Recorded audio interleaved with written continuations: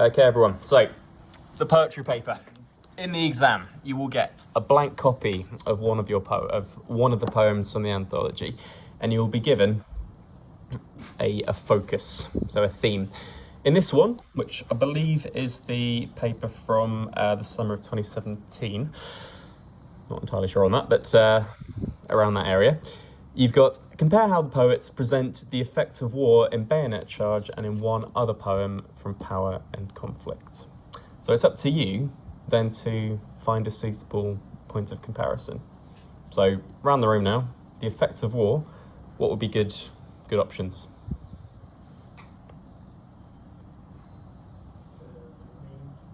Remains could work, yeah. The lingering trauma. Kamikaze might work as well, true. Wolf photographer. It's one of the big ones actually in the sort of the mini anthology. Exposure, yeah, good. So any one of those would be fine.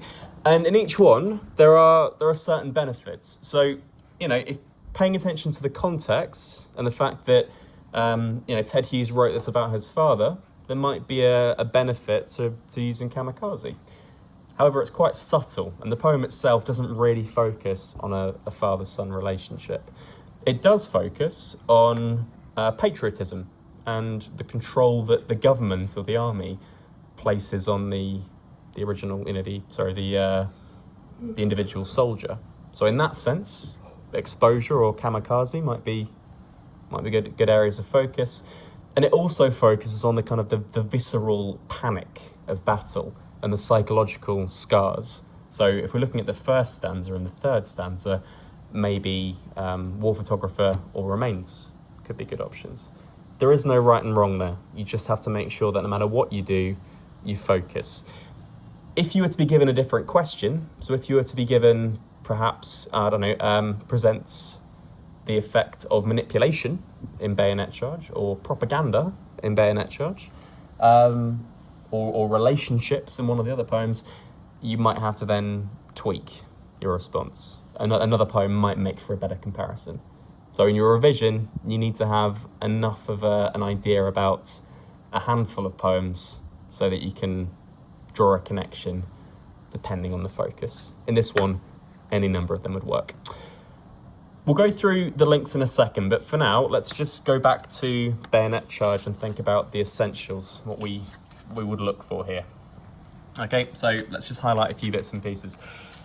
You might remember this first line. Suddenly he awoke and was running, raw seamed, hot khaki.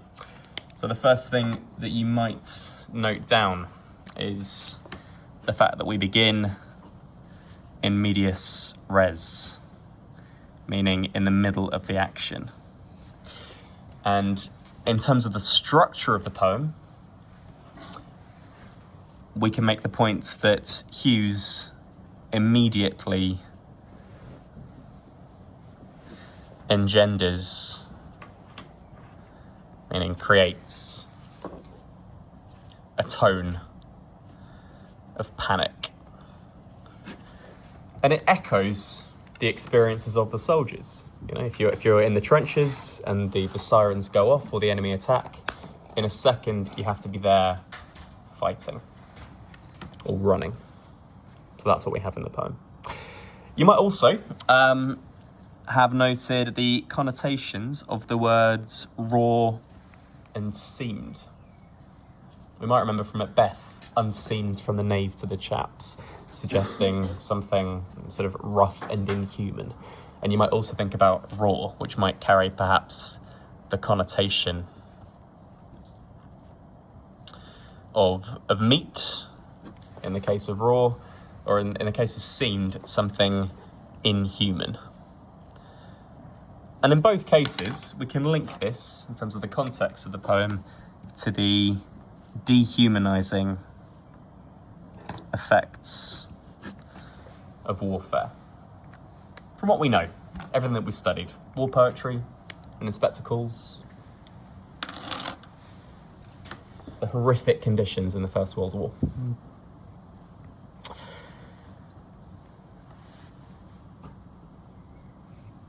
His sweat heavy, perhaps a something a touch oxymoronic about that, but certainly an evocative image. Stumbling across a field of clods towards a green hedge that dazzled with rifle fire, hearing bullets smacking the belly out of the air. He lugged a rifle, numb as a smashed arm. So in this section, we have a few different points. We could talk about the structure of the lines. So we could talk about the slightly irregular structure of the poem, the use of enjambment, so lines running on from each other, and caesura, pauses that we get in the middle of the line. Raw, his sweat heavy, green hedge that dazzled with rifle fire, stop, hearing bullets. We might pay attention to the words that are sort of brought into focus by enjambment, so the fact that we start with stumbling and bullets and sweating.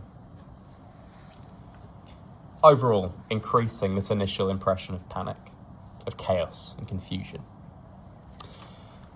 And then in terms of the language and the imagery that we get here, well, we have a couple of sort of slightly softer words, and some sibilant sounds. So stumbling, for example. Dazzled would normally connote something quite positive. But more to the point, we have plenty of very aggressive words and sounds. So the imagery of smacking the belly out of the air, as if all of the air is forced out of the environment as the shells sweep overhead. The plosives of bullets and belly, and the harsh consonants in stumbling. The fricative sounds in rifle fire. Sounds that perhaps echo the sound of munitions, the sound of bullets and bombs. And then we have the patriotic tear that had brimmed in his eye, sweating like molten iron from the centre of his chest, which brings together, in terms of the imagery of the poem,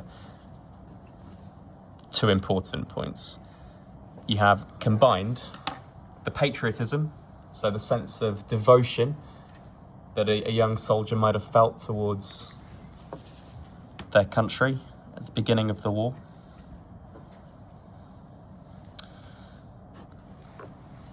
But then alongside that, or if you like, in direct contrast with that, you have the image of molten iron sweating or bleeding from the centre of his chest, presumably supposed to be reminiscent of a bullet and the human cost of battle.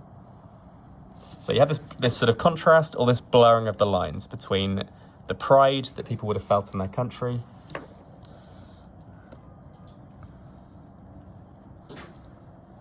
and the human sacrifice, the cost of that. Yeah. Patriotism. Don't forget this is being recorded. Right. So that's the first stanza. And as an overall focus for this one, panic, fear, and all of these literary devices. We then move on to the second stanza, which is a dramatic shift. So, in bewilderment then, he almost stopped. And in much the same way that you would analyse it for question 3 in the language paper, you have a shift here in pace, focus, tone. You don't have to linger on that, but you can get marks for talking about the structure of the poem. So it's worth pointing out that the second stanza is a unit, an entity in its own right, and we stop for a moment. We almost relax. But the reason that we do that is not because we're supposed to feel relieved necessarily, it's because we're zooming in on a different kind of horror. Not the horror of battle, not the terror that the soldier experiences, but instead the feeling of maybe betrayal and emptiness. So we get this here. In what cold clockwork of the stars and the nations was he the hand pointing that second? So we have this extended metaphor.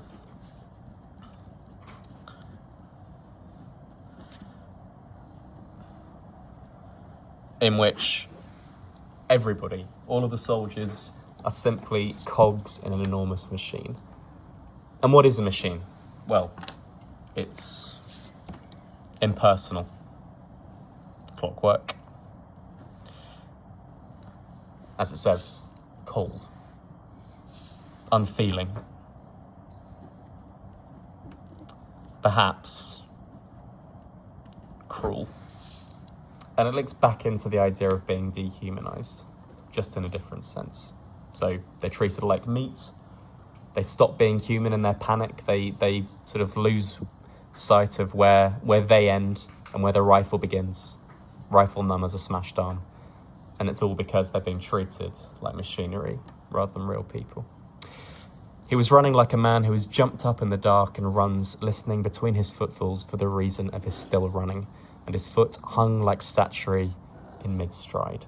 So we're given, finally, this image, if you like, that recalls the memorials that will line the country following the First World War. The monuments to the brave young men who lost their lives. And then we rejoin the action. So another example of enjambment. Then the shot-slashed furrows. Note the caesura, the re-emergence of this aggressive language, shot-slashed furrows. And then we begin again with this enjambed line, threw up, an aggressive, violent verb, a yellow hair that rolled like a flame. A horrible image, an interesting simile, and crawled in a threshing circle, its mouth wide open silent, its eyes standing out. And this is a really rich vein, so it's well worth remembering that hair for the exam, because you can analyse it as a symbol. Okay, are we supposed to believe that the hair is the soldier?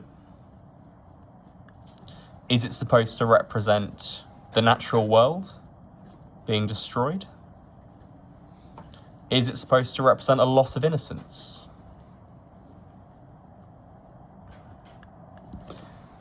Even that colour, yellow, is that supposed to suggest something unnatural? Or is it supposed to be a symbol of cowardice? There are lots of things to read into this. But the key thing is that the imagery that we get here, this visceral, shocking imagery, is supposed to be deeply disturbing. Mouth wide open, eyes standing out, crawling in a circle. Threshing is something that we might associate with agriculture, but it gives the impression of it thrashing around uncomfortably. He plunged past with his bayonet toward the green hedge. King, honour, human dignity, etc., dropped like luxuries in a yelling alarm. And so in the structure, we have these important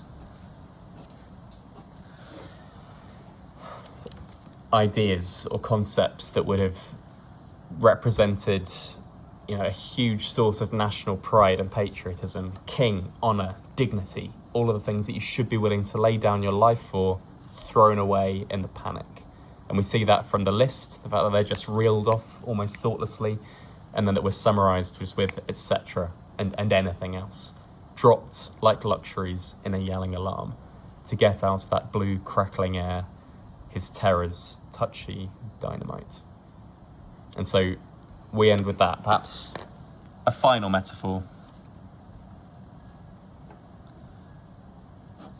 This is what it's like to live in warfare. To be constantly at the end of a fuse. You could see that dynamite as a metaphor for the war itself, that at any point you can explode, you can be taken. You could perhaps see it as an example of his mental health. His terrors touchy dynamite. That when they, as many people experience when they came back with post-traumatic stress, they could find themselves back in the trenches, suffering from a panic attack at any moment.